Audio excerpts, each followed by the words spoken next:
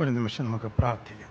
വാഴ്ത്തപ്പെട്ട കർത്താവേ, ഒരു പ്രാവശ്യവും കൂടെ അവിടുത്തെ വചനവുമായിട്ട് അടിയൻ അവിടുത്തെ സന്നിധിയിൽ നിൽക്കുന്നു. അടിയൻ്റെ വായിലെ ഓരോ വാക്കുകളും ഞങ്ങളുടെ എല്ലാവരുടെയും ഹൃദയത്തിലെ ചിന്തകളും അങ്ങേക്ക് പ്രസാദമുള്ളതാക്കി തീർക്കണമേ. ഞങ്ങളോട് സംസാരിക്കണമേ, ഞങ്ങൾ ശ്രദ്ധിക്കട്ടെ. പരിശുദ്ധാത്മാവേ വരണമേ, ഞങ്ങളുടെ മേലൊരു കൊടുങ്കാറ്റായി, ഉണർവായി, ആശ്വാസമായി വീശണമേ എന്ന് പ്രാർത്ഥിക്കുന്നു. യേശു ക്രിസ്തുവിൻ്റെ നാമത്തിൽ തന്നെ പിതാവേ, ആമേൻ. ഏറ്റവും സ്നേഹവും ബഹുമാനവുമുള്ള റൈറ്റ് റവറൻഡ് ഡോക്ടർ സാബു മലയിൽ കോശി ചെറിയാൻ തിരുമേനി, CSI സഭയുടെ മുൻ മോഡറേറ്ററും മധ്യകേരള മഹായിടവകയുടെ മുൻ ബിഷപ്പുമായ most reverend Thomas K Oommen തിരുമേനി, റവറൻ ജേക്കബ് ജോർജ് അച്ഛൻ, റവറൻ ജോർജ് ചെറിയാൻ അച്ഛൻ, ഇന്ന് പുസ്തകത്തിൻ്റെ രചയിതാവും കൂടെയായ റവറൻ ടി ഒ ഉമ്മൻ അച്ഛൻ, മറ്റ് വൈദിക ശ്രേഷ്ഠരെ, സിസ്റ്റർ അമ്മമാരെ, സഹോദരി സഹോദരന്മാരെ, മാതാപിതാക്കളെ, കുഞ്ഞുങ്ങളെ, എല്ലാവർക്കും യേശു ക്രിസ്തുവിൻ്റെ പരിശുദ്ധ നാമത്തിലുള്ള എൻ്റെ സ്നേഹവന്ദനത്തെ അറിയിക്കുന്നു. ഉത്തരേന്ത്യാ സഭയുടെ ജനറൽ സെക്രട്ടറി എന്ന രീതിയിൽ ഉത്തരേന്ത്യാ സഭയുടെയും ഞങ്ങളുടെ moderator most reverend BK Nayak തിരുമേനിയുടെയും ഓഫീസ് ബെയറേഴ്സിൻ്റെയും എല്ലാ 28 മഹായിടവകളുടെയും ബിഷപ്പ് തിരുമേനിമാരുടെയും ഞങ്ങളുടെ CNI സഭാംഗങ്ങളുടെയും പേരിലുള്ള സ്നേഹവന്ദനവും നിങ്ങളെ അറിയിക്കുന്നതിൽ സന്തോഷമുണ്ട്. ഇപ്രാവശ്യത്തെ നിങ്ങളുടെ കൺവെൻഷനിൽ മധ്യകേരള മഹായിടവകയുടെ തൃതീയ ജൂബിലി സ്മാരക കൺവെൻഷൻ്റെ 59ാമത് കൺവെൻഷനിൽ എന്നെ പ്രസംഗിക്കാൻ ക്ഷണിച്ചതിൽ വളരെ സന്തോഷം ഉണ്ട്. നന്ദിയും കടപ്പാടും അറിയിക്കുന്നു. അഭിവന്യ തിരുമേനിയോടുള്ള സ്നേഹത്തെ ഒരിക്കൽ കൂടെ വളരെ വിനയത്തോടെ അറിയിക്കുന്നു. നല്ല ഒരു അനുഭവ സാക്ഷ്യം ഉത്തരാഖണ്ഡിലെ മിഷണറി അച്ഛൻ പറഞ്ഞതും കേൾക്കാനിടയായി. ഉത്തരാഖണ്ഡിലുള്ള ശുശ്രൂഷകൾക്ക് വേണ്ടി നമുക്ക് പ്രാർത്ഥിക്കാം, അകമഴിഞ്ഞ് സഹായിക്കാം. ചെയ്യാൻ പറ്റുന്നിടത്തോളം കർത്താവിൻ്റെ വേലയ്ക്ക് വേണ്ടി ചെയ്യാം. അതാണ് സഭയുടെ പ്രഥമ ദൗത്യം, സുവിശേഷീകരണം. ദൈവം അദ്ദേഹത്തെ അനുഗ്രഹിക്കട്ടെ, ശക്തമായി ദൈവം ഉപയോഗിക്കട്ടെ എന്ന് ആശംസിക്കുന്നു, പ്രാർത്ഥിക്കുന്നു. വളരെ അനുഗ്രഹിക്കപ്പെട്ട ശ്രുതിമധുരമായ ഗാനങ്ങൾ ആലപിക്കുന്ന കൊയറങ്ങൾക്കും സ്നേഹവന്ദനം. ഈ വർഷത്തെ നിങ്ങളുടെ കൺവെൻഷൻ യോഗങ്ങളുടെ വിഷയവും ഞാൻ മനസ്സിലാക്കുന്നു. 1 ശമൂവേലിൻ്റെ 3-ാം അധ്യായത്തിൽ നിന്ന് ആണ് നിങ്ങൾ ധ്യാനിക്കുന്നതെന്ന് മനസ്സിലാക്കാനിടയായി. അതുമായി ബന്ധപ്പെട്ട് ഒരു ചിന്തയാണ് ഇന്ന് സന്ധ്യയിൽ നിങ്ങളോട് പങ്കുവയ്ക്കാൻ ദൈവത്തിൽ ആശ്രയിച്ച് ഞാൻ ആഗ്രഹിക്കുന്നത്. അതിനുവേണ്ടിയാണ് ഇന്നിവിടെ വായിച്ച് കേട്ട 1 ശമൂവേലിൻ്റെ പുസ്തകം 7-ാം അധ്യായം അതിൻ്റെ 1 മുതൽ 12 വരെയുള്ള തിരുവചനങ്ങളാണ് നമ്മൾ ഇന്നിവിടെ വായിച്ചത്. അതിൽ നിന്നുകൊണ്ടാണ് ചില കാര്യങ്ങൾ പറയാൻ ആഗ്രഹിക്കുന്നത്. ഇസ്രായേൽ ജനം നീണ്ട 20 വർഷം ഫെലിസ്ത്യരുടെ നിന്നും ആക്രമണം നേരിടുകയും തോൽവി അനുഭവിക്കുകയും ചെയ്തു. എപ്പോഴൊക്കെ ഇസ്രായേൽ ജനം ദൈവത്തിൽ നിന്ന് അകലുമോ അപ്പോഴൊക്കെ ദൈവം അവരെ ശിക്ഷിക്കുമായിരുന്നു. എന്നാൽ ദൈവം തൻ്റെ ജനത്തെ എന്നേക്കും ഉപേക്ഷിച്ച് കളയുന്നില്ല. അവരെ ശിക്ഷിക്കുകയും അതേസമയം അവരെ രക്ഷിക്കുകയും ചെയ്യുന്നു. അതാണ് വിശുദ്ധ വേദപുസ്തകത്തിൽ കാണുന്ന ദൈവത്തിൻ്റെ പ്രത്യേകത. കാരണം വേദപുസ്തകത്തിലെ ദൈവം ഒരു അപ്പനാണ്, സ്വർഗീയ പിതാവ്. സ്വർഗത്തിൽ നിങ്ങൾക്കൊരപ്പനുണ്ട് എന്നാണ് യേശു പറഞ്ഞ സുവിശേഷം. പക്ഷേ പലപ്പോഴും ദൈവജനം ശിക്ഷിക്കപ്പെട്ടു ദൈവത്തിൽ നിന്ന്. അങ്ങനെയുള്ള ഒരു സംഭവം നമ്മൾ 1 ശമൂവേലിൻ്റെ പുസ്തകം മൂന്നാം അധ്യായം, 4-ാം അധ്യായം, 5, 6 അധ്യായങ്ങളിലൊക്കെ കാണുന്നു. അങ്ങനെ നീണ്ട 20 വർഷത്തെ ഒരു ദൈവത്തിനുള്ള അകൽച്ചയുടെയും തോൽവിയുടെയും അവസ്ഥയിൽ നിന്ന് കിട്ടുന്ന ഒരു വിടുതലാണ് നമ്മൾ ഇന്ന് വായിച്ച 1 ശമൂവേലിൻ്റെ പുസ്തകം 7-ാം അധ്യായം. ഈ 1 ശമൂവേലിൻ്റെ പുസ്തകം 7-ാം അധ്യായം 1 മുതൽ 12 വരെയുള്ള വായിച്ച വേദഭാഗത്തിൻ്റെ ഒരു കോണ്ടെക്സ്റ്റ് മാത്രം നിങ്ങളോട് പറഞ്ഞിട്ട് നമ്മൾ വായിച്ച വേദഭാഗത്തിലേക്ക് തിരിച്ചു വന്ന് ഇന്നത്തെ സന്ദേശം അവസാനിപ്പിക്കണമെന്ന് ഞാൻ ആഗ്രഹിക്കുകയാണ്. ജനം തെറ്റിപ്പോയി. അതുകൊണ്ട് ജനം ദൈവത്തിലേക്ക് തിരിച്ചു വരണം എന്ന് ശമൂവേൽ പ്രവാചകൻ ഇസ്രായേൽ ജനത്തോട് സംസാരിക്കുകയാണ്. അങ്ങനെ ആ പ്രത്യേക ഒരു ദൗത്യം ശമൂവേൽ പ്രവാചകൻ ചെയ്യുമ്പോൾ അത് ജനം ഏറ്റെടുക്കുന്നു. അവർ മാനസാന്തരപ്പെടുന്നു, ശമൂവേൽ പ്രവാചകനെ അനുസരിക്കുന്നു, പാപങ്ങൾ ഏറ്റു പറയുന്നു. ആ സമയത്തും ഫെലിസ്ത്യ സൈന്യം ഇസ്രായേലിനെ ആക്രമിക്കാൻ വരുന്നു. പക്ഷേ അവർ ജയിക്കുന്നില്ല. അവരെ ദൈവം ചിതറിച്ച് കളയുന്നു. അങ്ങനെ നീണ്ട 20 വർഷത്തിൻ്റെ തോൽവിയിൽ നിന്നും അവർക്കൊരു വിമോചനം കിട്ടുന്നു. ആ വിമോചനത്തെ ആഘോഷിച്ചുകൊണ്ട് മിസ്പയ്ക്കും ശേനിനും മധ്യേ ഒരു കല്ലെടുത്ത് നാട്ടുന്നു ശമൂവേൽ പ്രവാചകൻ. ആ കല്ലിന് സഹായത്തിൻ്റെ കല്ല് എന്ന് അദ്ദേഹം പേർ വിളിക്കുന്നു. ദ സ്റ്റോൺ ഓഫ് ഹെൽപ്പ്, അല്ലെങ്കിൽ എബനേസർ എന്ന് പറയുന്നു. ഇത് സഹായത്തിൻ്റെ കല്ല്. ആരാണ് സഹായിച്ചത്? ഇത്രത്തോളം യഹോവ സഹായിച്ചു എന്ന് ശമൂവേൽ പ്രവാചകൻ പറയുന്നു. അദ്ദേഹത്തോട് ചേർന്ന് ജനവും പറഞ്ഞിരിക്കും, ഇത്രത്തോളം യഹോവ സഹായിച്ചു. അതാണ് നമ്മൾ 1 ശമൂവേൽ 7-ന്റെ 1 മുതൽ 12 വരെയുള്ള വാക്യങ്ങളിൽ കാണുന്നത്. നമ്മുടെ മഹായിടവകയുടെ യാത്രയിലേക്ക് തിരിഞ്ഞു നോക്കുമ്പോഴും നമുക്ക് പറയാനുള്ളത് അതാണ്, ഇത്രത്തോളം ദൈവം സഹായിച്ചു. അത് തന്നെ നമുക്ക് പറയണം. ഓരോരുത്തർക്കും ഈ അനുഭവ സാക്ഷ്യം ഉണ്ടാകണം, ഓരോ കുടുംബങ്ങൾക്കും ഉണ്ടാകണം, ഓരോ വ്യക്തികൾക്കും ഉണ്ടാകണം എന്ന് നമുക്ക് ആഗ്രഹിക്കാം, പ്രാർത്ഥിക്കാം. ഞാൻ നേരത്തെ പറഞ്ഞതുപോലെ ഈ സംഭവം നടക്കുന്നതിൻ്റെ ചില സാഹചര്യങ്ങൾ, അതിൻ്റെ ഒരു കോണ്ടെക്സ്റ്റ് ഞാൻ ആദ്യം പറയട്ടെ. അന്നത്തെ അവസ്ഥ, ഇസ്രായേലിൻ്റെ അവസ്ഥ എന്തായിരുന്നു? ഒരുപാട് കാര്യങ്ങൾ പറയാനുണ്ടെങ്കിലും ഞാനതിനെ 5 കാര്യങ്ങളായി പറയാൻ ആഗ്രഹിക്കുന്നു. അന്ന് ഇസ്രായേലിൻ്റെ ആരാധനയുടെ പ്രധാന ഭാഗമായ യാഗപീഠം നഷ്ടപ്പെടുകയാണ്. നിയമപ്പെട്ടകം നഷ്ടപ്പെടുന്നു. നിയമപ്പെട്ടകം കൊണ്ടാണ് അവർ യാത്ര ചെയ്തുകൊണ്ടിരുന്നത്. നിയമപ്പെട്ടകം നഷ്ടപ്പെടുന്നു. ശീലോവിലാണ് ഇപ്പോൾ പെട്ടകമുള്ളത്. സമാഗമന കൂടാരവും അവിടെയാണ്. യോശുവയുടെ പുസ്തകം 18-ാം അധ്യായം 1-ാം വാക്യം പഠിക്കുമ്പോൾ നമ്മളത് കാണാം. ഇതാണ് അതിൻ്റെ സാഹചര്യം. രാജ്യം ഇസ്രായേൽ സ്ഥാപിക്കുന്നതിന് മുൻപ് തന്നെ പെട്ടകം അവിടെയായിരുന്നു.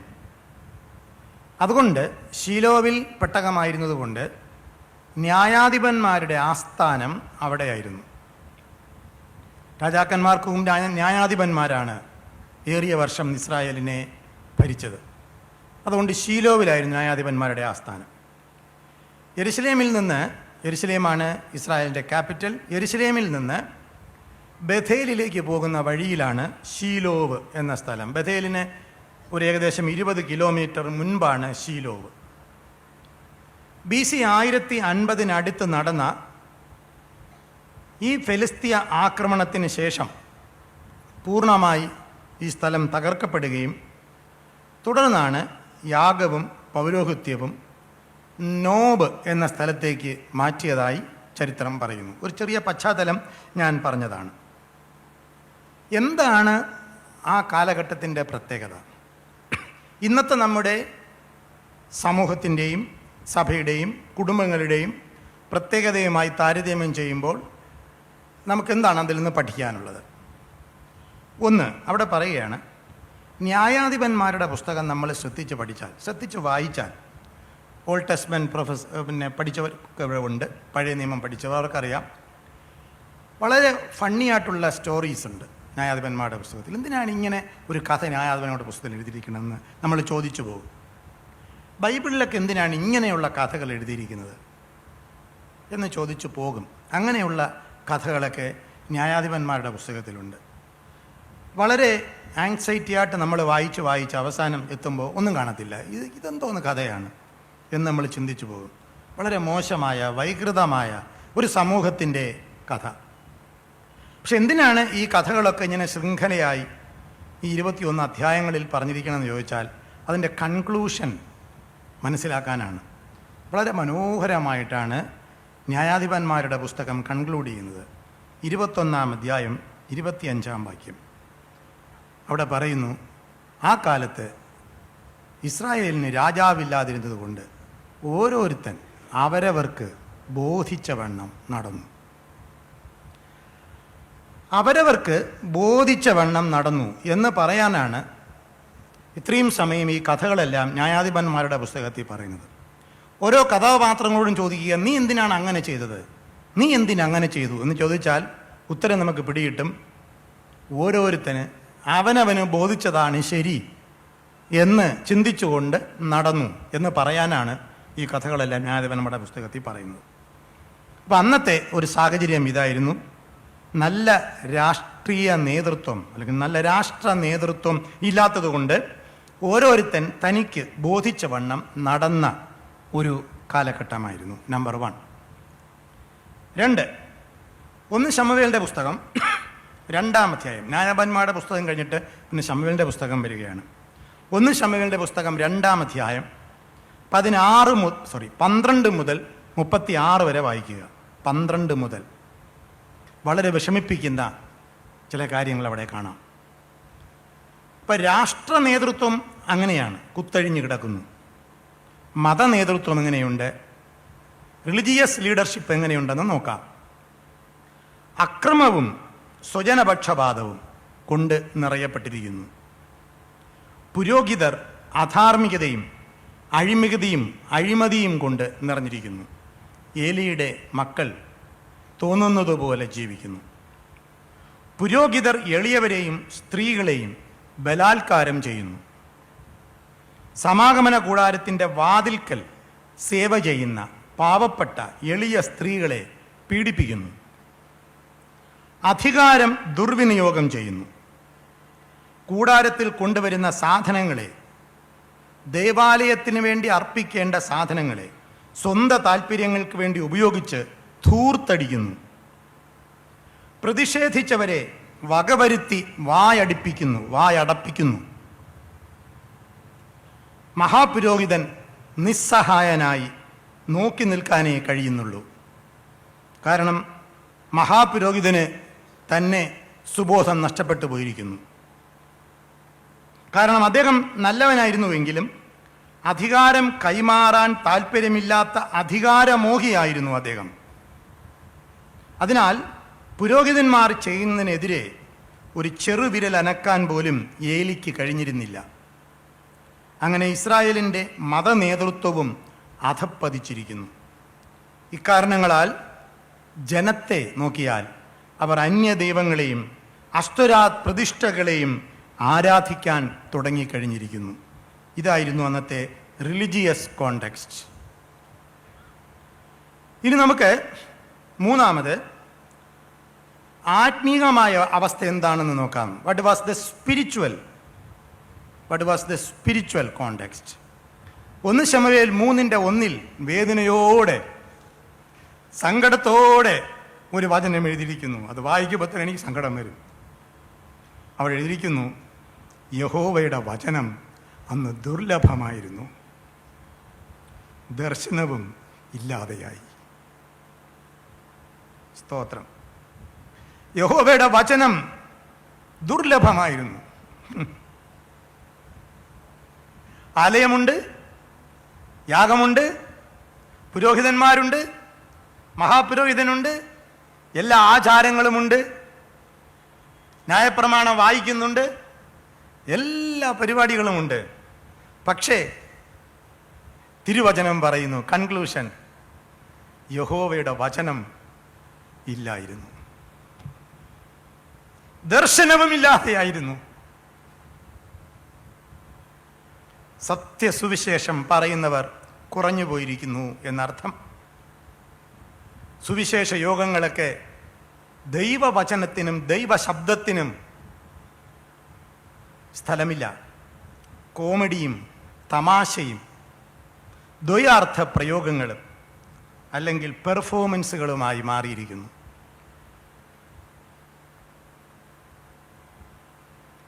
കുറച്ച് നാളുകൾക്ക് മുൻപ് ഞാൻ ആഗ്ര ഡയസിസ്, ഞങ്ങളുടെ ഉത്തർപ്രദേശിൽ 2 ഡയസിസാണുള്ളത്, ആഗ്ര ഡയസിസും ലക്നൗ ഡയസിസും. ആഗ്ര താജ്മഹലിൻ്റെ അടുത്താണ്. ഞാനൊരു മീറ്റിങ്ങിൽ പ്രസംഗിക്കാൻ പോയി. 3 ദിവസത്തെ പ്രസംഗമാണ്, വലിയൊരു ഓഡിറ്റോറിയം എടുത്ത് പ്രസംഗിക്കാൻ വിളിച്ചതാണ്. ആദ്യത്തെ ദിവസം ഞാൻ പ്രസംഗിച്ചു, 2-ാം ദിവസം പ്രസംഗിച്ചു. ഞാൻ നോക്കിയപ്പോൾ ഒരു ഫോറിനർ, ഒരു വിദേശ വനിത അവിടെ വന്നിരുന്ന് ശ്രദ്ധയോടെ ഞാൻ പറയുന്നത് കേട്ട് എഴുതിയെടുക്കുന്നു. ഞാൻ അവരെ ശ്രദ്ധിച്ചു. ഞാൻ സംഘാടകരോട് ചോദിച്ചു, ആരാണ് ഈ ഫോറിനർ? നമ്മുടെ ഡയസിസിൽ അങ്ങനെ ഒരു ഫോറിനർ, ചില ഡയസിസുകളിലൊക്കെ ഇപ്പോഴും ചില ഫോറിനേഴ്സ് വോളണ്ടിയേഴ്സായിട്ടൊക്കെ ജോലി ചെയ്യുന്നുണ്ട്. നല്ല പ്രായമുള്ള ഒരു ലേഡി എന്തൊക്കെ എഴുതിയെടുക്കുന്നു, വളരെ ഗൗരവമായിട്ട്. അപ്പോൾ ഞാൻ ചോദിച്ചു, ഇവരാരാ? അപ്പോൾ ആർക്കും അറിയത്തില്ല, ഡയസിസിലുള്ള ആർക്കും അറിയത്തില്ല. ഞാൻ ചോദിച്ചു, നിങ്ങൾ പരിചയപ്പെടാത്ത എന്താ അവരാരാണെന്ന്? അപ്പോൾ പറഞ്ഞു, നമുക്ക് പരിചയപ്പെടാം, 3rd ഡേ ആവട്ടെ സാറേ എന്ന് പറഞ്ഞു. 3-ാം ദിവസമായപ്പോൾ ഈ വനിതയും കൊണ്ട് ഒരച്ഛൻ ഇനി കൊണ്ടുവന്നു എൻ്റെ അടുക്കൽ. ഞാൻ ചോദിച്ചു, നിങ്ങൾ ആരാണ്, എന്താണ് എന്നൊക്കെ ചോദിച്ചു. അപ്പോൾ പറഞ്ഞു, ജർമ്മനിയിൽ നിന്ന് ഇന്ത്യയിൽ വന്നതാണ്. എന്തിനാണ് വന്നത്? നോയിസ് പൊല്യൂഷനെ റിസർച്ച് ചെയ്യുകയാണ് അവർ. അവരുടെ കയ്യിലിരിക്കുന്ന ഒരു കൊച്ചു മെഷീനുണ്ട്. ഇവിടെ ഓരോ പ്രാവശ്യവും ഈ കൊയറുകാർ നോർത്ത് ഇന്ത്യയിൽ നമ്മളെ കൊയറ് പോലെ മര്യാദയ്ക്കൊന്നും പാടുന്നവരല്ല. ഇടയ്ക്കിടയ്ക്ക് ബഹളവും ഒക്കെ വെച്ച് കുറേ ബഹളമൊക്കെ വയ്ക്കും, എന്നാലേ അവർക്കൊരു സുഖമുള്ളൂ. ഓരോ പ്രാവശ്യവും ഹല്ലേലൂയ ബഹളമൊക്കെ വയ്ക്കുമ്പോഴേ ഇവരിങ്ങനെ എഴുതി വയ്ക്കും, എത്ര ഡെസിമിലായി. പ്രസംഗകൻ്റെ പ്രസംഗത്തിൻ്റെ ഈ താളവും ഇങ്ങനെ ചിലരുണ്ടല്ലോ, മൈക്ക് പൊട്ടി നിലവിളിക്കുമ്പോൾ അവരെഴുതി വയ്ക്കും, ഇത്ര ഡെസിമിലായി, താഴുമ്പോൾ ഇത്ര ഡെസിബിൽ. ഇങ്ങനെ അവർ എഴുതിക്കൊണ്ടിരിക്കുകയാണ്. ഇവരെഴുതുന്നത് ഇതാ, ഞാൻ വിചാരിച്ചുകൊണ്ടിരുന്നത് എൻ്റെ പ്രസംഗം ഇങ്ങനെ എഴുതിയെടുത്തോണ്ടിരിക്കണമെന്നാണ്. ജർമ്മനിയിൽ നിന്ന് നോയിസ് പൊല്യൂഷൻ്റെ റിസർച്ച് ചെയ്യാനായിട്ട് ഇന്ത്യയിൽ വന്നപ്പോൾ, ആഗ്രയിൽ വന്നപ്പോൾ ആരോ പറഞ്ഞു കൊടുത്തു, അവിടെ ഒരു ക്രിസ്ത്യൻ യോഗം നടക്കുന്നുണ്ട്, നിങ്ങൾക്ക് ഒത്തിരി ഡേറ്റ കിട്ടും. അങ്ങനെ ഡേറ്റ കളക്ട് ചെയ്യാൻ വേണ്ടി 3 ദിവസം ഈ പാവം ആത്മാർത്ഥമായിട്ട് വന്നിരുന്ന് ഡേറ്റ കളക്ട് ചെയ്യുകയാണ്. എനിക്ക് അപ്പം തമാശയായിട്ട് തോന്നി, ഞങ്ങളെല്ലാവരും കൂടെ ചിരിച്ചു.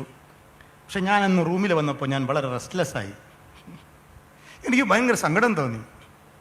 ഞാൻ വിചാരിച്ചു, ദൈവമേ, നമ്മുടെ കൺവെൻഷൻ വേദികളൊക്കെ ശബ്ദ മലിനീകരണത്തെക്കുറിച്ച് പഠിക്കുന്ന ലബോറട്ടറികളായി മാറിപ്പോയല്ലോ. ശബ്ദം മാത്രമേ ഉള്ളൂ. There was no voice, only noise. There is a difference between noise and voice. Noise is simply sound without any meaning.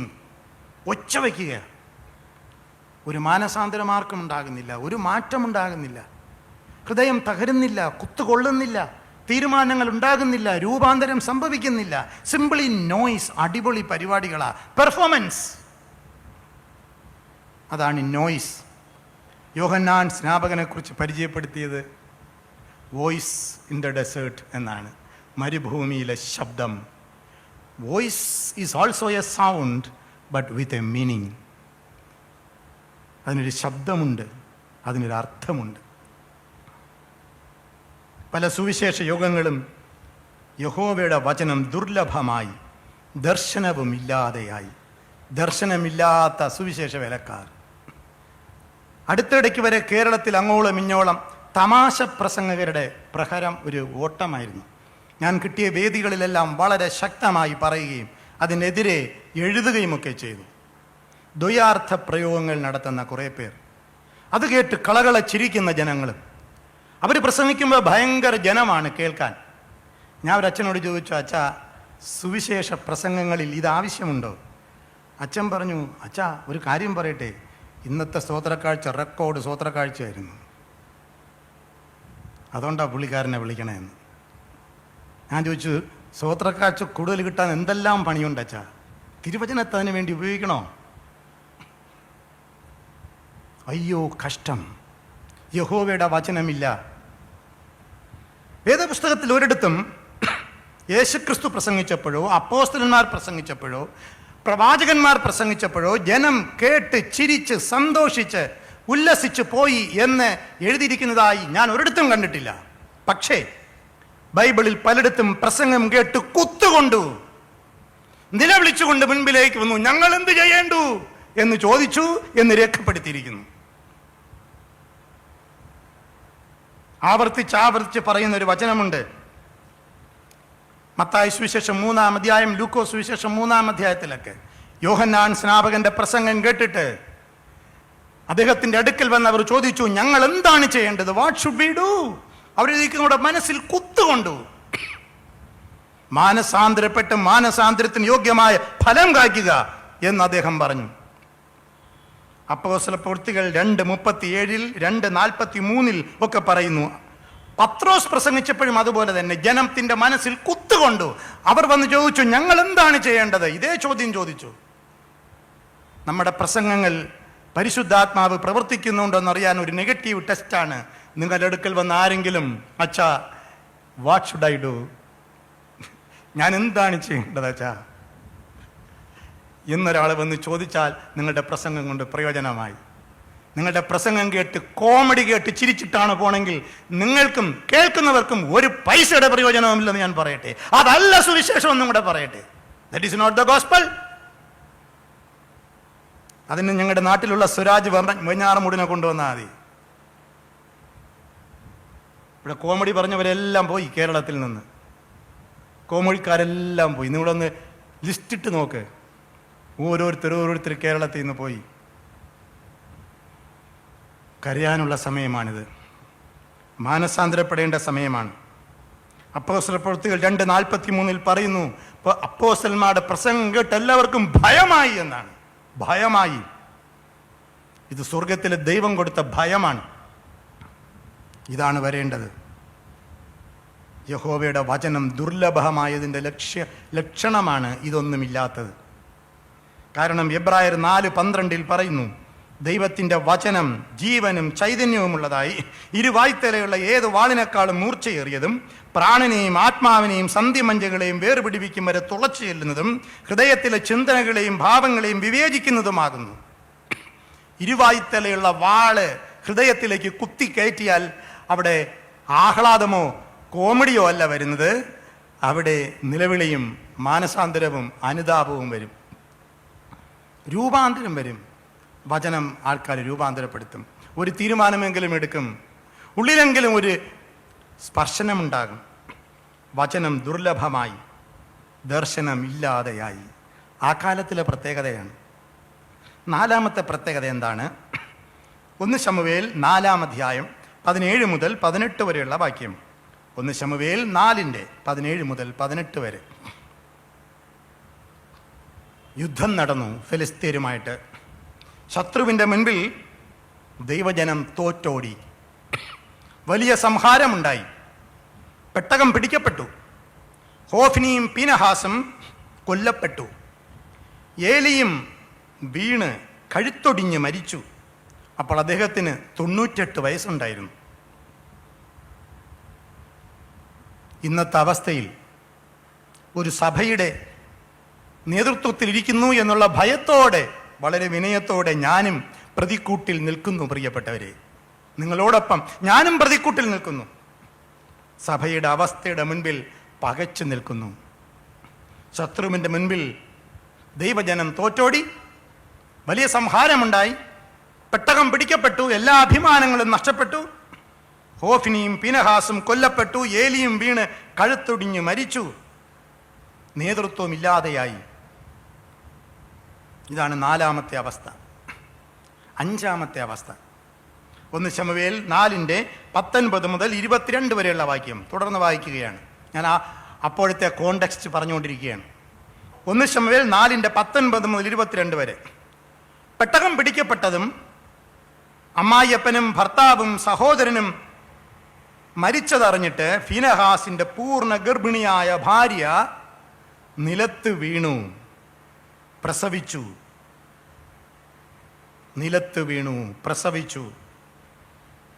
പ്രസവിച്ചു കഴിഞ്ഞപ്പോൾ അവൾ ഉറക്കെ നിലവിളിച്ചു പറഞ്ഞു, ഇഖബോദ്. തന്റെ മകന് പേരിടുകയാണ് ഇഖബോദ് എന്ന് പറഞ്ഞാൽ മഹത്വം നഷ്ടപ്പെട്ട ഇസ്രായേൽ എന്നാണ്. The glory has been departed.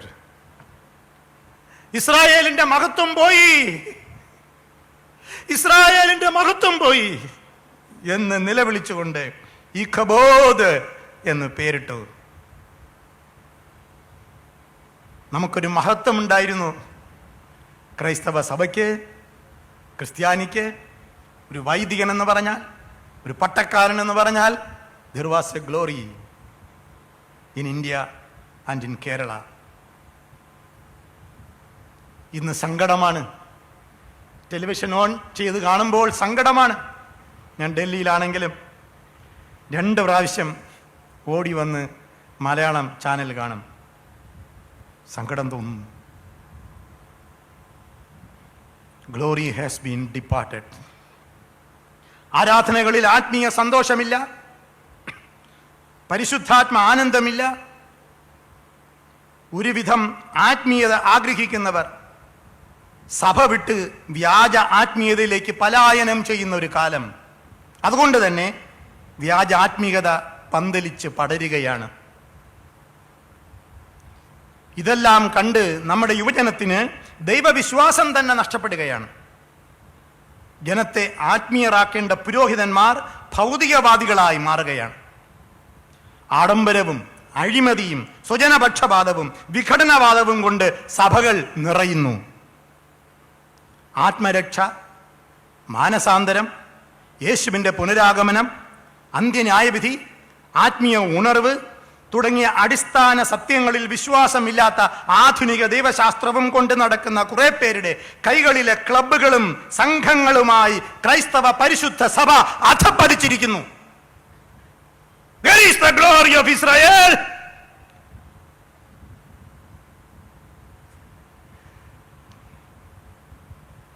ഇസ്രായേലിന്റെ മഹത്വം എവിടെ? ഒരുപോലെ ജനം ഭയപ്പെട്ട ഇസ്രായേൽ, വേർപെട്ട ജനം എന്ന് ഭയപ്പെട്ട് മാത്രം നോക്കി നിന്ന ജനം ഇപ്പോൾ ഇതാ മഹത്വം നഷ്ടപ്പെട്ടു പോയിരിക്കുന്നു എന്ന് നിലവിളിക്കുന്നു. നമ്മുടെ അവസ്ഥയും ഇതാണോ എന്ന് നമുക്ക് സ്വയം ശോധന ചെയ്യാം. വിധവയുടെ 2 കാശ് കോടതി വ്യവഹാരങ്ങൾക്ക് വേണ്ടി ലക്ഷങ്ങളായി ചെലവാക്കപ്പെടുന്നു. മാനസാന്തരപ്പെടണം. നമ്മൾ തിരിഞ്ഞിന്തിക്കണം. ഉപരിപ്ലമായി എന്തെങ്കിലും പറഞ്ഞു സ്വോത്രവും പറഞ്ഞ് ഇറങ്ങിപ്പോയാൽ പോരാ, കരയണം. ഇങ്ങനെയുള്ള കൺവെൻഷൻ മൈതാനങ്ങൾ കണ്ണുനീരിൻ്റെയും അനുതാപത്തിൻ്റെയും മടങ്ങിവരവിൻ്റെയും സ്ഥലങ്ങളായി മാറണം. എന്നാൽ ഇതൊക്കെ കൊണ്ട് ദൈവം പ്രസാദിക്കൂ. മഹത്വം പോയ ഇസ്രായേലാണോ നമ്മളും ഇന്ന്? നമ്മുടെ സഭ അതുപോലെ ആയിരിക്കുകയാണോ? നമുക്ക് ശോധന ചെയ്യാം. ഒരു എളിയവനായ, നിങ്ങളുടെ മുമ്പിൽ പൊടിയും ചാരവും ചാമ്പലുമായ, ഒന്നുമില്ലാത്തവനായ ഒരു എളിയ മനുഷ്യൻ്റെ സംശയങ്ങളും ചോദ്യങ്ങളുമാണ്, ആവലാതികളുമാണിതെല്ലാം. Glory has departed. We the families, നമ്മുടെ കുടുംബങ്ങൾ, നമ്മുടെ സഭ, നമ്മുടെ പൊളിറ്റിക്കൽ സിറ്റുവേഷൻ, നമുക്ക് വളരെ പ്രതീക്ഷയുണ്ടായിരുന്ന ചില രാഷ്ട്രീയ സിദ്ധാന്തങ്ങളും രാഷ്ട്രീയ വിശ്വാസങ്ങളും നമുക്കിപ്പോൾ നഷ്ടപ്പെട്ടു പോയിരിക്കുന്നു. ആരൊക്കെയോ ഇവിടെ വന്നും നമ്മളെ രക്ഷപ്പെടുത്തുമെന്ന് നമ്മൾ ചിന്തിച്ച എല്ലാ ചിന്തകളും അസ്തമിച്ചു പോയിരിക്കുന്നു. 1 ശമൂവേൽ 2, 3, 4, 5, 6 അധ്യായങ്ങളിൽ ഇതാണ് വ്യാഖ്യാനിക്കുന്നത്, ഇതാണ് എഴുതിയിരിക്കുന്നത്. ഈ അവസ്ഥയിലാണ് ദൈവം ഒരു കൊച്ചു ബാലനെ എഴുന്നേൽപ്പിക്കുകയാണ്. വചനം ദുർലഭമായപ്പോൾ, ദർശനമില്ലാതായപ്പോൾ, മഹത്വം നഷ്ടപ്പെട്ടു പോയപ്പോൾ, എല്ലാം തകിടം മറിഞ്ഞു പോയപ്പോൾ ദൈവം തൻ്റെ കൃപയാൽ അതാണ് ഞാൻ പറഞ്ഞത്, ദൈവം തൻ്റെ ശേഷിപ്പിനെ ഒരിക്കലും ഇല്ലാതാക്കുന്നില്ല. ഒരു ചെറിയ കൂട്ടം ജനം നിങ്ങളെപ്പോലെ അന്നും ഇന്നും ആത്മീയത തേടി വരുന്നു. എന്തിനാണ് നിങ്ങളിവിടെ വന്നിരിക്കുന്നത്? ഇന്ന് മിഷണറി സമ്മേളനത്തിനൊരു വലിയ കൂട്ടം ഞാൻ ഒരിക്കലും പ്രതീക്ഷിച്ചില്ല. നിങ്ങൾ എന്തിനാണ് വന്നിരിക്കുന്നത്?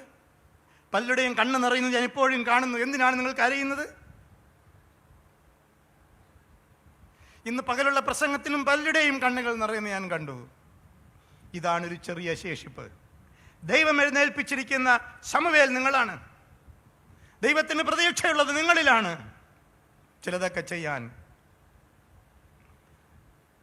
ഇവിടെയാണ് ക്രിസ്തീയ വിശ്വാസത്തിൻ്റെ പ്രത്യാശ എന്ന് പറയുന്നത്. The hope of the church, the hope of Christian faith, the hope of the Bible. ഒരിക്കലും ദൈവം തൻ്റെ സഭയെ എന്നേക്കുമായി ഉപേക്ഷിച്ച് കളയുന്നില്ല. Hallelujah, hallelujah. ദൈവം തൻ്റെ സഭയെ ഒരിക്കലും എന്നേക്കുമായി ഉപേക്ഷിച്ച് കളയുന്നില്ല. എല്ലാവരും പറയുന്നത് കേട്ട് ആമേൻ അതാണ് ശരി എന്ന് പറയാതെ മാറി ചിന്തിക്കാൻ ചിലർ ചിന്തിക്കും. അവരാണ് ശമൂവേൽ. അവരെ കൊണ്ടാണ് ദൈവം ചെറിയ കാലമായാലും സഭയെ പണിയിപ്പിക്കാൻ ശ്രമിക്കുന്നത്. ശമൂവേലിനെ ദൈവം വിളിക്കുകയാണ്. ദൈവത്തിൻ്റെ ശബ്ദം അദ്ദേഹം കേട്ടു. അതാണല്ലോ നിങ്ങളുടെ വിഷയം ഈ വർഷത്തെ. 7-ാം അധ്യായത്തിലേക്ക് നമുക്ക് വരാം. 2 മുതൽ 12 വരെയുള്ള വാക്യങ്ങൾ നമുക്ക് വായിക്കാം. മഹത്വം ഇസ്രായേലിൽ നിന്ന് പോയ ആ സമയത്ത് അദ്ദേഹം വന്ന് ഇസ്രായേലിനെ വിളിച്ചുകൂട്ടി സംസാരിക്കുന്നതാണ് നമ്മളിന്ന് വായിച്ച വേദഭാഗം. ഒരു കൺവെൻഷൻ നടക്കുകയാണ്. ഇതുപോലൊരു കൺവെൻഷൻ നമുക്കും ചിന്തിക്കാം. കർത്താവേ, ഞങ്ങളുടെ ദക്ഷിണേന്ത്യ സഭയിൽ ഇതുപോലൊരു മടങ്ങിവരവ് ദൈവം വരുത്തണമേ. ഹല്ലേലൂയ. ഇതുപോലൊരു മടങ്ങിവരവ് സ്വർഗത്തിലെ ദൈവം വരുത്തണമേ. ശമൂവേൽ പറഞ്ഞു, നമുക്ക് മടങ്ങി വരണം, നിങ്ങൾ യഹോവയെങ്കിലേക്ക് തിരിയണം. 2 മുതൽ 6 വരെയുള്ള വാക്യം വായിക്കുക. 1 ശമൂവേൽ 7-ാം അധ്യായം 2 മുതൽ 6 വരെ. യഹോവയെങ്കിലേക്ക് തിരിയുക. പെട്ടകം കിര്യത്തെയാമിൽ ആയിട്ട് ഏറിയ കാലം 20 വർഷം തന്നെ കഴിഞ്ഞു. ഇസ്രായേൽ ഗൃഹമൊക്കെയും യഹോവയോട് വിലപിച്ചു. അപ്പോൾ ശമൂവേൽ എല്ലാ ഇസ്രായേൽ ഗൃഹത്തോടും, നിങ്ങൾ പൂർണ്ണ ഹൃദയത്തോടെ യഹോവയെങ്കിലേക്ക് തിരിയുന്നുവെങ്കിൽ അന്യദൈവങ്ങളെയും അസ്തരാത് പ്രതിഷ്ഠകളെയും നിങ്ങളുടെ ഇടയിൽ നീക്കിക്കളഞ്ഞ് നിങ്ങളുടെ ഹൃദയങ്ങളെ യഹോവയെങ്കിലേക്ക് തിരിക്കുകയും അവനെ മാത്രം സേവിക്കുകയും ചെയ്യുവിൻ, എന്നാൽ അവൻ നിങ്ങളെ ഫെലിസ്ത്യരുടെ കയ്യിൽ നിന്ന് വിടുവിക്കുമെന്ന് പറഞ്ഞു. അങ്ങനെ ഇസ്രായേൽ മക്കൾ മിസ്പയിൽ കൂട്ടി വന്നു. ഞാൻ നിങ്ങൾക്ക് വേണ്ടി യഹോവയോട് പ്രാർത്ഥിക്കുമെന്ന് പറഞ്ഞു. അവർ മിസ്പയിൽ ഒന്നിച്ചു കൂടി. അവിടെ എഴുതിയിരിക്കുന്നു, വെള്ളം കോരി യഹോവയുടെ സന്നിധിയിൽ ഒഴിച്ചു. വെള്ളം കോരി ഒഴിച്ചു എന്ന് പറയുന്നത് ഇസ്രായേലിൻ്റെ ഇടയിൽ ഒരു അടയാളമാണ്. എന്താണ്? അനുതാപത്തിൻ്റെ ആത്യന്തികമായ എക്സ്ട്രീം എക്സ്പ്രഷൻ ഓഫ് റിപ്പൻറ്റൻസ് ആണ്. വെള്ളം കോരി ഒഴിച്ചു. യഹോവയുടെ സന്നിധിയിൽ ഒഴിച്ച ആ ദിവസം അവർ ഉപവസിച്ചു. അവർ പറഞ്ഞു, ഞങ്ങൾ യഹോവയോട് പാപം ചെയ്തിരിക്കുന്നു എന്ന് ദൈവത്തോട് പറഞ്ഞു. മാനസാന്തരപ്പെട്ടു. ഒന്നാമതവർ ചെയ്തതായിരുന്നു. ഇന്ന് രാത്രി നമുക്ക്, നമ്മുടെ സഭയ്ക്ക് വേണ്ടി, നമ്മുടെ ഭാരതത്തിന് വേണ്ടി, നമ്മുടെ രാജ്യത്തിന് വേണ്ടി, ദേശത്തിന് വേണ്ടി നമുക്ക് ചേർന്ന് പറയാം, ദൈവമേ, ഞങ്ങൾ അങ്ങിലേക്ക് തിരിയാൻ ആഗ്രഹിക്കുന്നു. ഞങ്ങൾ അങ്ങിലേക്ക് മടങ്ങി വരാൻ ഞങ്ങളെ മടക്കി വരുത്തണമേ. ഞങ്ങൾക്ക് പണ്ടത്തെ പോലൊരു നല്ല കാലം വരുത്തണമേ. മത്തായി സുവിശേഷം 3-ാം അധ്യായം 8-ാം വാക്യത്തിൽ, ലൂക്കോസ് സുവിശേഷം 3-ാം അധ്യായം 7-8 വാക്യങ്ങളിൽ എല്ലാം പറയുന്നതാണ്, മാനസാന്തരപ്പെടുവിൻ. എന്നോട് ചോദിക്കുകയാണ് നിങ്ങൾ, അച്ഛാ, ഈ ബൈബിളിൻ്റെ 66 പുസ്തകങ്ങളുടെ സന്ദേശം എന്താണെന്ന് ചോദിച്ചാൽ നിങ്ങളോട് ഞാൻ തിരികെ ചോദിക്കും, എന്താണ് ബൈബിളിൻ്റെ 66 പുസ്തകങ്ങളുടെയും സംക്ഷിപ്തം എന്താണ്? ബൈബിളിന് എന്താണ് നമ്മളോട് പറയാനുള്ളത്? What does Bible want to tell us?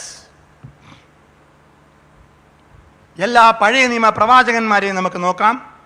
ചെറിയ പ്രവാചകന്മാരെയും വലിയ പ്രവാചകന്മാരെയും നോക്കാം.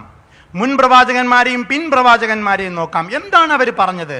അവർ പറഞ്ഞത് ഒറ്റ കാര്യമായിരുന്നു. ഒറ്റ കാര്യം, മാനസാന്തരപ്പെടുവിൻ. Turn to God. ദൈവത്തിലേക്ക് തിരിയുക. ഒറ്റ കാര്യം. യെശയ്യാവും യിരെമ്യാവും യെഹെസ്കേലും ദാനിയേലും യോവേലും ഹോശേയും എല്ലാവരും പറഞ്ഞത് ഒന്നായിരുന്നു: ഈ ദൈവത്തിലേക്ക് തിരിഞ്ഞ് ന്യായം പ്രവർത്തിപ്പിൻ, മാനസാന്തരപ്പെടുവിൻ, നിങ്ങളുടെ വസ്ത്രങ്ങളെയല്ല ഹൃദയങ്ങളെ തന്നെ കീറി യഹോവയെങ്കിലേക്ക് തിരിയുവിൻ. ഒരു കാര്യമാണ് പറഞ്ഞത്. പഴയ നിയമത്തിലെ എല്ലാവരും പുതിയ നിയമത്തിലേക്ക് വരാം. പുതിയ നിയമത്തിലെ ഒന്നാമത്തെ പ്രസംഗകൻ ആരാണ്? പുതിയ നിയമത്തിൻ്റെ ഒന്നാമത്തെ പ്രസംഗകൻ ആരാ?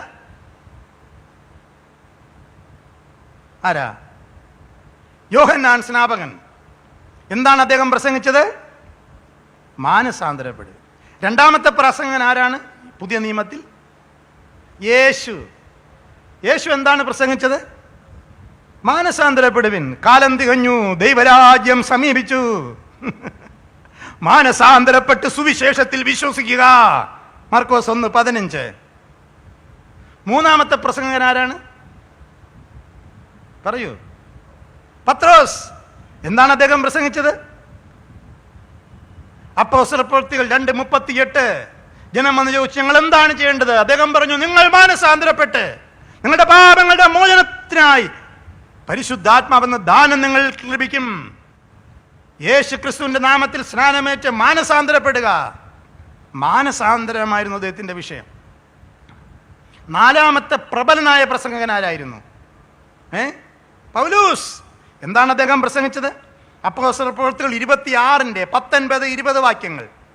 അപ്പോസ്തലപ്രവൃത്തികൾ 20-ാം അധ്യായം 19 മുതൽ 21 വരെയുള്ള വാക്യങ്ങൾ എല്ലാം വായിച്ചു നോക്കുക. അവർ പറയുന്നു, എല്ലായിടത്തും എല്ലാവരും മാനസാന്തരപ്പെട്ട് ദൈവത്തിലേക്ക് തിരിയണമെന്ന് ഞാൻ നിങ്ങളോട് പ്രസംഗിക്കുന്നു. അതാണ് എൻ്റെ വിഷയം. പൗലോസ് പറയുകയാണ്. അദ്ദേഹം പറഞ്ഞത് മാനസാന്തരമാണ്. നമുക്ക് അവസാനത്തെ പുസ്തകത്തിലേക്ക് വരാം. അവസാനത്തെ പുസ്തകം ഏതാണ്? വെളിപ്പാട് പുസ്തകം. 7 സഭകൾക്കുള്ള സന്ദേശമാണ്. എന്താണ് 7 സഭകളോടും പറയാനുള്ളത്? എഫെസോസ് സഭയെ, നീ മാനസാന്തരപ്പെടുക. എത്ര ഉയരത്തിൽ നിന്ന് വീണിരിക്കുന്നു എന്ന് ഓർത്ത് ആദ്യത്തെ പ്രവൃത്തി ചെയ്യുക. ആദ്യ സ്നേഹത്തിലേക്ക് മടങ്ങി വരിക, മാനസാന്തരപ്പെടുക. ഓരോ സഭയോടും പറയാണ് മാനസാന്തരപ്പെടുക, അല്ലെങ്കിൽ ഞാൻ കള്ളനെ പോലെ വരും. എല്ലാ സഭയോടും. ഇത്രയുള്ളൂ. ചുരുക്കി പറഞ്ഞാൽ, the whole Bible tells humanity the only message, that is the message of repentance. Repent and turn to God. ദൈവത്തിലേക്ക് തിരി. Trust in God. ദൈവത്തിൽ ആശ്രയം വയ്ക്ക്. ജീവനുള്ള ദൈവത്തിലേക്ക് വാ. ദൈവം പറഞ്ഞത് വിശ്വസിക്കുക, ദൈവം പറഞ്ഞത് അനുസരിക്കുക. ഇത് തന്നെയാണ് സന്ദേശം. ഈ കൺവെൻഷൻ യോഗങ്ങളുടെയും നമ്മുടെ ലക്ഷ്യം, നമ്മുടെ സന്ദേശം അത് തന്നെ ആയിരിക്കട്ടെ. തിരിയുക, അപ്പോൾ അനുഗ്രഹം വരും. യോശുവ പറഞ്ഞു, 3-ാം അധ്യായം, യോശുവയുടെ പുസ്തകം 5-ാം വാക്യം, നിങ്ങൾ നിങ്ങളെ ശുദ്ധീകരിക്കുക, എന്നാൽ ഞാൻ നിങ്ങളുടെ ഇടയിൽ അത്ഭുതത്തെ പ്രവർത്തിക്കും. നിങ്ങൾ ഇന്ന് നിങ്ങളെ ശുദ്ധീകരിച്ചാൽ നാളെ മുതൽ നിങ്ങൾ അത്ഭുതങ്ങളെ കാണും. 7-ാം അധ്യായം 13-ാം വാക്യത്തിലും കാണാം. സംഖ്യാപുസ്തകം 11:18 കാണാം ഇതേ വാക്യം. ആവർത്തിച്ച് യോശുവയും മോശയും ഒക്കെ പറഞ്ഞത് അതാണ്. Sanctification today, miracle tomorrow. ഇന്ന് നിങ്ങൾ ശുദ്ധീകരിക്കുക, നാളെ മുതൽ നിങ്ങൾ അത്ഭുതത്തെ കാണും. നിങ്ങൾ പ്രാർത്ഥിക്കുന്ന പ്രാർത്ഥനകൾക്ക് അത്ഭുതങ്ങൾ നടക്കും. ദൈവത്തിന് അസാധ്യമൊന്നുമില്ല. നമ്മുടെ യുവജനങ്ങൾ ദൈവത്തിലേക്ക് വരും, സഭകൾ ദൈവത്തിലേക്ക് തിരിയും. അതിന് നിങ്ങളെ ശുദ്ധീകരിക്കുക. മടങ്ങി വരിക. ഇതാണ് വിളി. 1, എന്താണ് ശമൂവേൽ പ്രവാചകൻ ചെയ്തത്? ജനത്തെ ഒരുമിച്ച് കൂട്ടി മടങ്ങി വരിക എന്ന് അവരോട് പ്രസംഗിച്ചു. നമ്പർ 1. നമ്പർ 2, 7-ാം അധ്യായം അതിൻ്റെ 6-ാം വാക്യം. നമ്മൾ 1 ശമൂവേൽ 7 ധ്യാനിച്ചുകൊണ്ടിരിക്കുന്നത്. അതിൻ്റെ 6-ാം വാക്യം 2-ാം ഭാഗം പറയുന്നു, അവിടെ വെച്ച് ശമൂവേൽ അവർക്ക് ന്യായപാലനം ചെയ്തു. ന്യായം നടത്തി എന്നും അർത്ഥമുണ്ട്. Judged at Mizpah. അതുവരെ അവരവർക്ക് ബോധിച്ച വണ്ണം നടന്നു. പക്ഷെ അവിടെ വെച്ച് അവരൊരു കാര്യം തീരുമാനിച്ചു, ഇനി നമ്മൾ ദൈവത്തിൻ്റെ ന്യായപാലനത്തിൻ്റെ കീഴിൽ ജീവിക്കും. ദൈവിക കർത്തൃത്വത്തിലേക്ക് അവർ മടങ്ങി വന്നു. അഴിമതിയും അധികാരവും പണമോഹവും എല്ലാം വിട്ട് അവർ ദൈവനീതിയെ അന്വേഷിച്ചു. മാനസാന്തരപ്പെട്ടതിൻ്റെ ഒരു പ്രകടമായ അടയാളമാണത്. നമ്പർ 2. രണ്ടാമത്. മൂന്നാമത് 9-ാം വാക്യം, 7-ാം അധ്യായത്തിൻ്റെ 9-ാം വാക്യത്തിൽ പറയുന്നു, അന്ന് അവിടെ വെച്ച് ഒരു സർവാംഗ ഹോമം നടന്നു, യാഗം കഴിച്ചു. യാഗം കഴിക്കേണ്ട രീതിയിൽ യാഗം കഴിച്ചു എന്നർത്ഥം. അതിനു മുൻപിൽ യാഗം നടന്നു. ഏലിയുടെ മക്കളാണ് യാഗം നടത്തിക്കൊണ്ടിരുന്നത്. തോന്നുന്നത് പോലെ അവർ ചെയ്തു. അവരുടെ ലക്ഷ്യം പണമായിരുന്നു, അധികാരമായിരുന്നു, അധികാര ദുർവിനിയോഗമായിരുന്നു.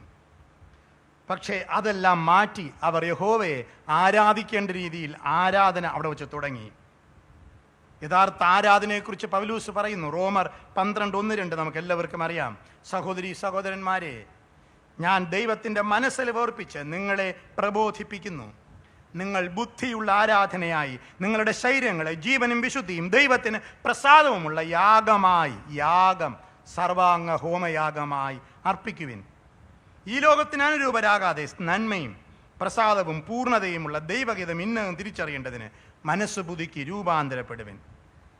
അന്ന് ഇസ്രായേൽ മക്കൾ മിസ്പയിൽ ഒന്നിച്ചു കൂടി എന്ന് ഫെലിസ്ത്യർ കേട്ടപ്പോൾ ഫെലിസ്ത്യ പ്രഭുക്കന്മാർ ഇസ്രായേലിൻ്റെ നേരെ പുറപ്പെട്ടു വന്നു യുദ്ധം ചെയ്യാൻ. പിന്നെയും ഇസ്രായേൽ മക്കൾ അത് കേട്ടിട്ട് ഫെലിസ്ത്യരെ ഭയപ്പെട്ടു. പക്ഷേ ഇസ്രായേൽ മക്കൾ ശമൂവേലിനോട് പറഞ്ഞു, നമ്മുടെ ദൈവമായ യഹോവ ഞങ്ങളെ ഫെലിസ്ത്യരുടെ കയ്യിൽ നിന്ന് രക്ഷിക്കേണ്ടതിന് ഞങ്ങൾക്ക് വേണ്ടി അവനോട് പ്രാർത്ഥിക്കുന്നത് മതിയാക്കരുതേ എന്ന് പറഞ്ഞു.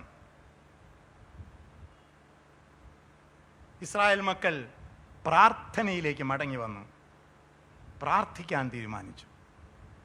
ഞങ്ങൾക്ക് വേണ്ടി പ്രാർത്ഥിക്കണമേ, ദൈവത്തോട് യഹോവയോട്. ഇതുവരെ അവരുടെ കഴിവിൽ ആശ്രയിച്ചിരുന്നതെല്ലാം വിട്ട് ദൈവത്തോട് പ്രാർത്ഥിക്കണമേ എന്ന് പറഞ്ഞു. ക്രൈസ്തവ സഭ, ആദ്യകാല സഭ, അപ്പോസ്തല പ്രവൃത്തികളുടെ പുസ്തകത്തിലെ സഭ ഒരു പ്രാർത്ഥിക്കുന്ന സഭയായിരുന്നു. എൻ്റെ ഈ നാളുകളിലുള്ള സന്ദേശത്തിൽ എപ്പോഴും എവിടെയെല്ലാം ഞാൻ CNI സഭയുമായി ബന്ധപ്പെട്ടു പോകും, അവിടെ എല്ലാവരെയും പ്രാർത്ഥിക്കാൻ പ്രചോദിപ്പിക്കുകയാണ്. ഞങ്ങളുടെ മഹായിടവക 3 വർഷം കഠിനമായ പീഡനത്തിലൂടെ കടന്നുപോയി. ഇനി എന്ത് ചെയ്യണമെന്ന് അറിഞ്ഞുകൂടാതെ 300-ലധികം പള്ളികൾ പൂർണ്ണമായി നശിപ്പിക്കപ്പെട്ടു. ഒരുപാട് പേര് വീടും നാടും വിട്ട് ഓടിക്കളയേണ്ടി വന്നു. ഗ്രാമങ്ങളെ വിട്ട്, വീട് വിട്ട്, എല്ലാം വിട്ട്. അന്ന് ഞങ്ങളുടെ ബിഷപ്പാണ് ഇന്നത്തെ മോഡറേറ്റർ. അദ്ദേഹം ഒരു എളിയ മനുഷ്യനാണ്. ഒരുപാട് ചോദ്യങ്ങൾ അദ്ദേഹം എന്നോട് ചോദിക്കുമായിരുന്നു. Why these things happen to us? എന്തിനാണ് നമുക്കിത് സംഭവിക്കുന്നത്? എന്നും വാർത്ത കേൾക്കാം, അവിടെ അവരെ കൊന്നു, ഇവിടെ അവരെ കൊന്നു, അവിടെ പള്ളി നശിപ്പിക്കുന്നു, പരിഹാരം ഒന്നുമില്ല. ആ സമയത്ത് അദ്ദേഹം പറഞ്ഞൊരു കാര്യമാണ്, come on, we will start praying. എൻ്റെ അനുഭവം ഞാൻ പറയാണ് പ്രിയപ്പെട്ടവരെ. പുൽബാനി മഹായിടവക ഞങ്ങൾ ഉപവാസ പ്രാർത്ഥന ആരംഭിച്ചു. സ്തോത്രം. പാവപ്പെട്ട ആൾക്കാരാ, അവർക്ക് വേറൊന്നും ചെയ്യാൻ അറിഞ്ഞൂടാ. കൂടുതലായും ഇല്ലിറ്ററേറ്റ്.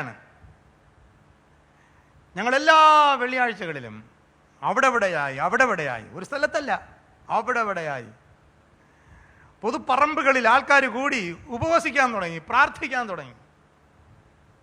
അത് നേതൃത്വം കൊടുത്തവിടുത്തെ ബിഷപ്പായിരുന്നു. ആ പ്രാർത്ഥന ശക്തമായി, ഒരുപാട് അനുഭവങ്ങളുണ്ടായി. പള്ളികളെല്ലാം പുനഃപണിയാനായിട്ട് ദൈവം വഴികൾ തുറന്നു. ഗവൺമെൻറ് ഇടപെട്ടു. ദ ഹോൾ മഹായിടവക വാസ് റെസ്റ്റോർഡ്.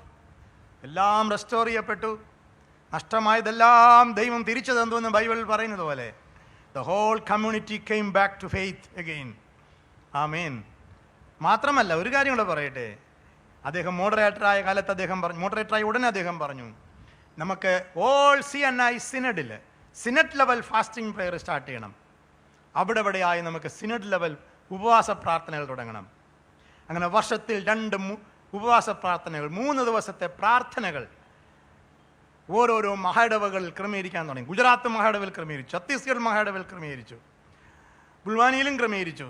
ഈ വർഷം ഞങ്ങൾക്ക് 2 മഹായിടവകളിൽ ക്രമീകരിച്ചിട്ടുണ്ട്. ആഗ്ര ഡയസിസിലും സാമ്പൽപൂർ ഡയസിസിലും. പ്രാർത്ഥനയാണ് ശക്തി. ചെറിയ ചെറിയ കൂട്ടായ്മകളായിട്ട് പോലും നമുക്ക് പ്രാർത്ഥനകൾ ശക്തിപ്പെടുത്തണം, വലിയ മാറ്റമുണ്ടാകും. ഞാൻ അപ്പോസ്തല പ്രവൃത്തികളുടെ പുസ്തകത്തിലേക്ക് വരികയാണ്. എൻ്റെ പ്രസംഗം അവസാനിപ്പിക്കാൻ സമയമായി. അപ്പോസ്തല പ്രവൃത്തികളുടെ പുസ്തകം മൊത്തം പഠിച്ചു നോക്കുക. ഒന്നാം അധ്യായം അവർക്കവിടെ ഒരു ഇഷ്യൂ ഉണ്ടായി. അവർ ചെയ്തുകൊണ്ടിരുന്നത് പ്രാർത്ഥനയാണ്. യെരുശലേമിൽ അവർ കൂടി പ്രാർത്ഥിച്ചുകൊണ്ടിരുന്നു, മാളിക മുറിയിൽ എന്നെഴുതിയിരിക്കുന്നു. അവിടെ യൂദയ്ക്ക് വേണ്ടി ഒരാളിനെ തിരഞ്ഞെടുക്കണം. അന്നേ തിരഞ്ഞെടുപ്പുണ്ട്. 2 പേര് വന്നു ആ സ്ഥാനത്തേക്ക്. ആരെ തിരഞ്ഞെടുക്കണമെന്ന് അറിഞ്ഞുകൂടാ. അവരെന്ത് ചെയ്തു? എല്ലാവരെയും വിളിച്ചുകൂട്ടി മെജോറിറ്റിയുടെ ഭൂരിപക്ഷ അഭിപ്രായം തേടി എന്നാണ് എഴുതിയിരിക്കണേ. ഹലോ, പിന്നെ എന്ത് ചെയ്തു? അവിടെ എഴുതിയിരിക്കുന്നവർ പ്രാർത്ഥിച്ചു. Simple people. അവരെഴുതിയിരിക്കുന്നവർ പ്രാർത്ഥിച്ചു. ദൈവമേ, 2 പേര് നിൽക്കും, നിങ്ങൾക്ക് അറിഞ്ഞുകൂടെ ആരെയാണ് എടുക്കേണ്ടതെന്ന്. അങ്ങൊരാളിനെ കാണിച്ചു തരണേ. എന്നിട്ട് നറുക്കിട്ടു. അവർ വിശ്വസിച്ചു, ഇദ്ദേഹമാണ് ദൈവം തിരഞ്ഞെടുത്ത ആള്. അതാരോ ആയിക്കൊണ്ടുപോട്ടെ. സ്തോത്രം. 1-ാം അധ്യായം പ്രാർത്ഥന, 2-ാം അധ്യായം പ്രാർത്ഥന. പെന്തക്കോസ്ത് നാളിൽ പരിശുദ്ധാത്മാവ് എക്സെട്ര അവസാന ഭാഗ്യത്തിൽ ഇരിക്കുന്നു. അവർ ആലയത്തിൽ കൂടി വരികയും പ്രാർത്ഥിക്കുകയും ചെയ്തു പോന്നു. 3-ാം അധ്യായം അപ്പോസ്തലപ്രവൃത്തികളാണ് പറഞ്ഞുകൊണ്ടിരിക്കുന്നത്. 3-ാം അധ്യായം പത്രോസും യോഹന്നാനും സുന്ദരമെന്ന ദേവാലയ ഗോപുരത്തിലിരുന്ന ഭിക്ഷക്കാരനെ എഴുന്നേൽപ്പിച്ച കഥയാണ്. അവരിരിക്കുന്നു. പത്രോസും യോഹന്നാനും പ്രാർത്ഥനാ സമയത്ത് ദേവാലയത്തിലേക്ക് പോയി. അതെന്തിനാ അപ്പോഴ് പോയത്? എന്തിനാ പോയത്? അപ്പോഴ് പ്രാർത്ഥിക്കാൻ പോയി. പ്രാർത്ഥന അത്ഭുതത്തെ കൊണ്ടുവന്നു. 4-ാം അധ്യായം ഇനി നിങ്ങൾ പ്രസംഗിക്കരുതെന്ന് വാണിംഗ് കൊടുത്തപ്പോൾ അവർ ഒരുമിച്ച് കൂടി പ്രാർത്ഥിച്ചു. 27 മുതലുള്ള വാക്യം. അപ്പോൾ സ്വർഗത്തിൽ നിന്ന് വലിയൊരു ശക്തി പുറപ്പെട്ടവരെ ബലപ്പെടുത്തി. അവർ ഇരുന്ന സ്ഥലം കുലുങ്ങി. ബൈബിൾ എഴുതിയിരിക്കുക. പിന്നെ അവർ ധൈര്യത്തോടെ പ്രസംഗിച്ചു. 4-ാം അധ്യായം പ്രാർത്ഥന. 5-ാം അധ്യായം പ്രാർത്ഥന. 6-ാം അധ്യായം സ്തേഫാനോസിന്റെ പ്രാർത്ഥന. 7-ാം അധ്യായം പ്രാർത്ഥന കണ്ടിന്യൂ ചെയ്യുന്നു. 8-ാം അധ്യായം ശമര്യയിലെ ജനം. അവിടെ പത്രോസും യോഹന്നാനും കൂടെ പോയി പ്രാർത്ഥിക്കുന്നു ശമര്യയിലെ ജനത്തിന് വേണ്ടി. അപ്പോൾ അവരുടെ മേൽ പരിശുദ്ധാത്മാവ് വരുന്നു. 9-ാം അധ്യായത്തിൽ പ്രാർത്ഥന. ആരുടെ പ്രാർത്ഥന? 2 പേരുടെ പ്രാർത്ഥന. ആരുടെയൊക്കെയാ? അപ്പോസ്തലപ്രവൃത്തിയിൽ 9-ാം അധ്യായത്തിൽ 2 പേരുടെ പ്രാർത്ഥന. ആരുടെയൊക്കെയാ? അനന്യാസിന്റെയും പിന്നെ ശൗലിന്റെയും. ശൗലും പ്രാർത്ഥിച്ചുകൊണ്ടിരിക്കുന്ന ഒരു സ്ഥലത്ത് അനന്യാസും പ്രാർത്ഥിച്ചുകൊണ്ടിരിക്കുന്നു. 10-ാം അധ്യായത്തിൽ പിന്നെയും 2 പേരുടെ പ്രാർത്ഥന. ആരുടെയൊക്കെ? കൊർന്നല്യോസ് പ്രാർത്ഥിക്കുന്ന ആള്, പത്രോസും പ്രാർത്ഥിക്കുന്നു.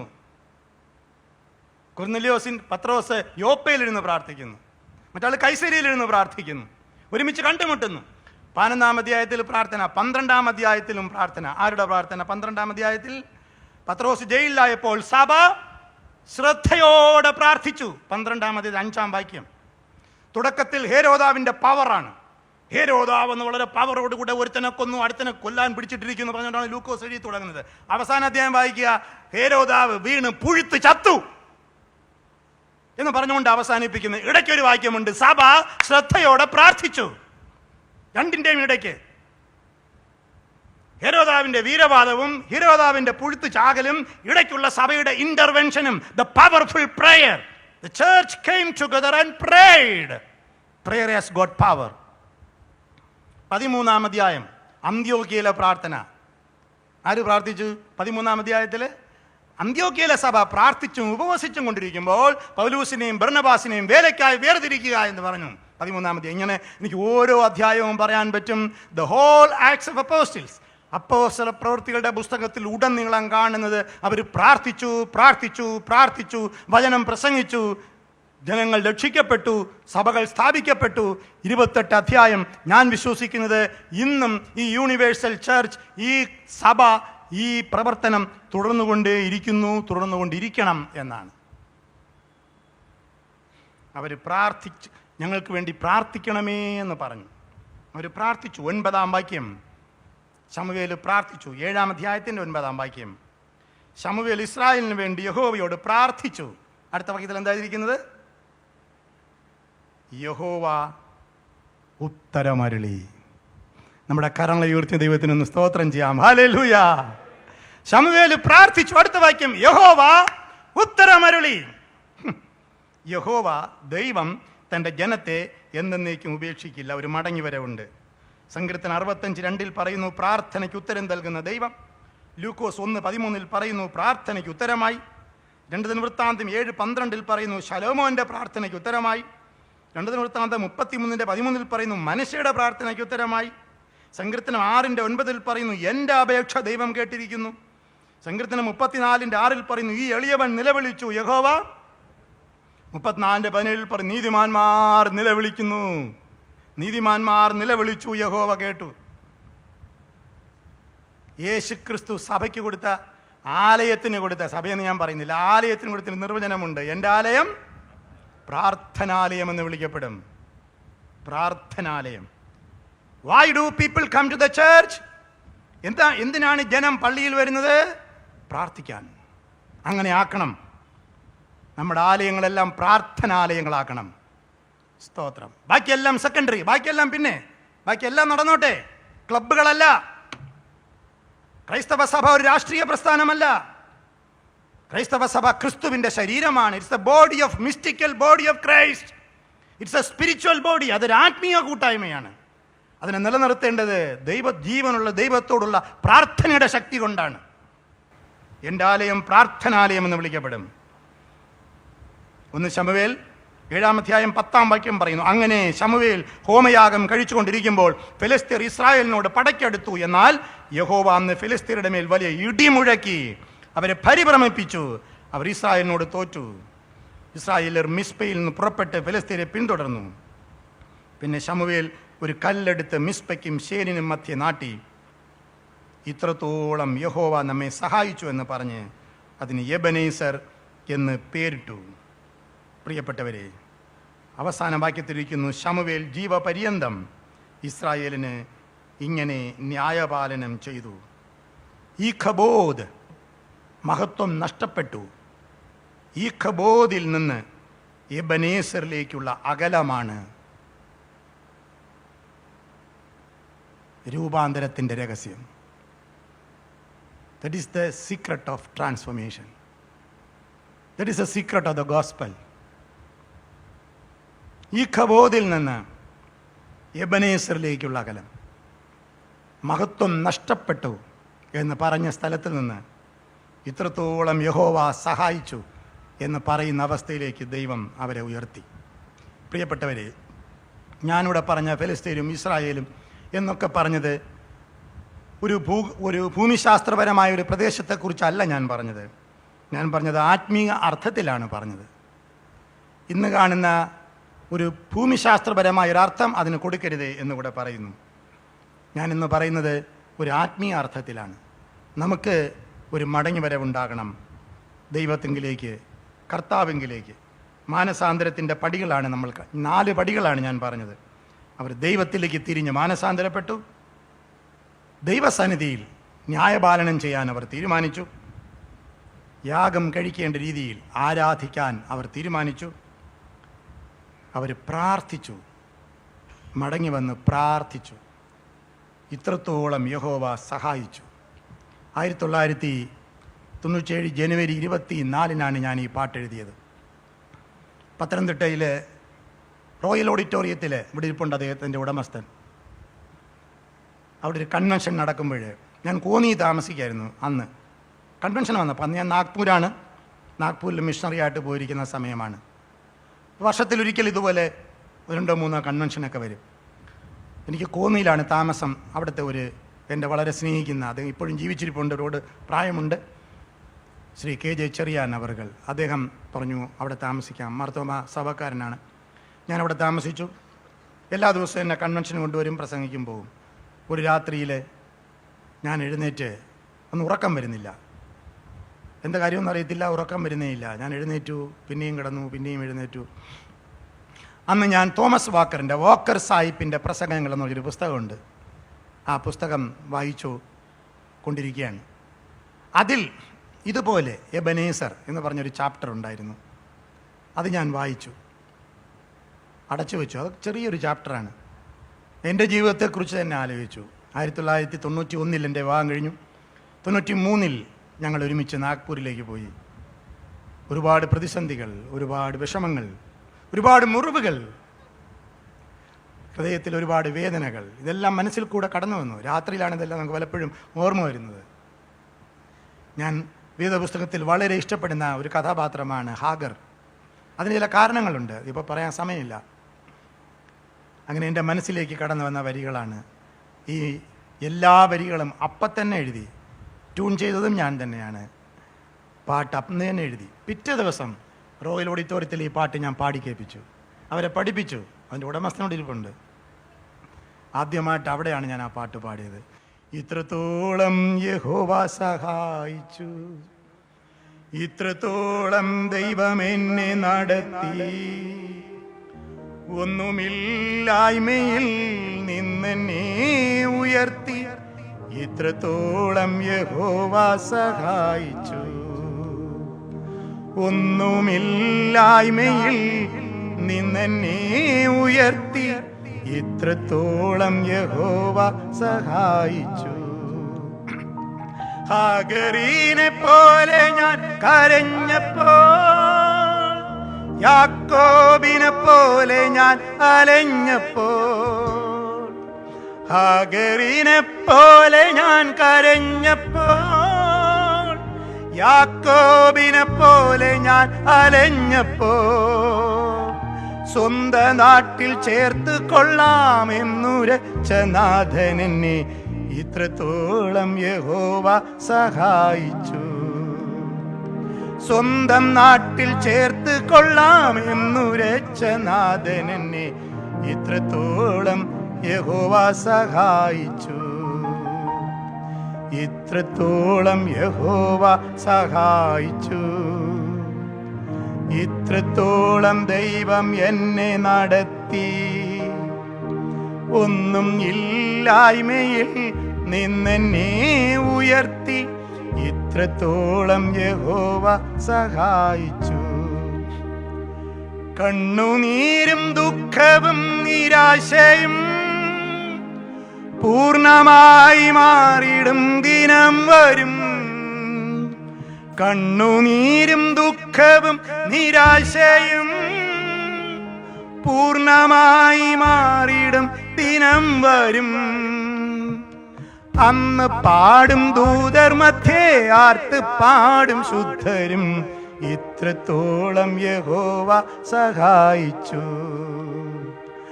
അന്ന് പാടും ദൂതർ മധ്യേ ആർത്ത് പാടും ശുദ്ധരും, ഇത്രത്തോളം യഹോവ സഹായിച്ചു, ഇത്രത്തോളം യഹോവ സഹായിച്ചു, ഇത്രത്തോളം ദൈവം എന്നെ നടത്തി, ഒന്നുമില്ലായ്മയിൽ നിന്നെന്നെ ഉയർത്തി, ഇത്രത്തോളം യഹോവ സഹായിച്ചു, ഒന്നുമില്ലായ്മയിൽ നിന്നെന്നെ ഉയർത്തി, ഇത്രത്തോളം യഹോവ സഹായിച്ചു. ഏകനായി നിന്ദ്യനായി പരദേശിയായി നാടും വീടും വിട്ട് ഞാൻ അലഞ്ഞപ്പോൾ, ഏകനായി നിന്ദ്യനായി പരദേശിയായി നാടും വീടും വിട്ട് ഞാൻ അലഞ്ഞപ്പോൾ, സ്വന്ത നാട്ടിൽ ചേർത്ത് കൊള്ളാം എന്നുരച്ച നാഥൻ എന്നെ ഇത്രത്തോളം യഹോവ സഹായിച്ചു.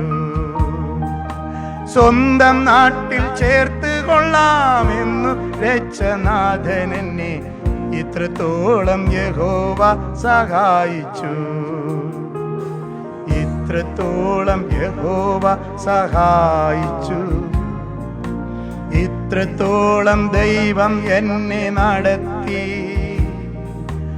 ഒന്നുമില്ലായ്മയിൽ നിന്നെന്നെ ഉയർത്തി, ഇത്രത്തോളം യഹോവ സഹായിച്ചു, ഒന്നുമില്ലായ്മയിൽ നിന്നെന്നെ ഉയർത്തി, ഇത്രത്തോളം യഹോവ സഹായിച്ചു.